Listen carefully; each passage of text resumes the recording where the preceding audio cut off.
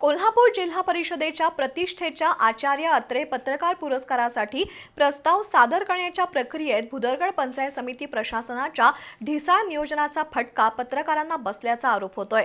कोणतीही पूर्वसूचना न देता अंतिम मुदतीच्या दिवशीच काही मोजक्या पत्रकारांना प्रस्ताव दाखल करण्याबाबत कळवण्यात आलं।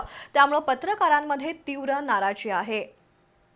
गेल्या 7 वर्षांपासून कोल्हापूर जिल्हा परिषदेमार्फत तालुका स्तरावर प्रत्येकी 1 आणि जिल्हा स्तरावर 1 अशा स्वरूपात आचार्य अत्रे पत्रकारिता पुरस्कार दिले जातात।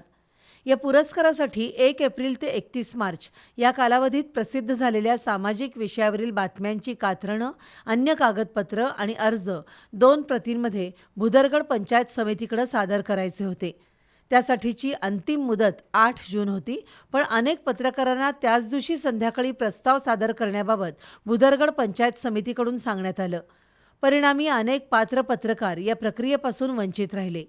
यापूर्वीही पुरस्कार निवड प्रक्रियेबाबत काही तक्रारी समोर आल्या आहेत, पण यंदा प्रशासनानं वेळेत सूचना दिली नसल्यानं पुरस्कार प्रक्रियेच्या पारदर्शकतेवर प्रश्नचिन्ह निर्माण झालंय।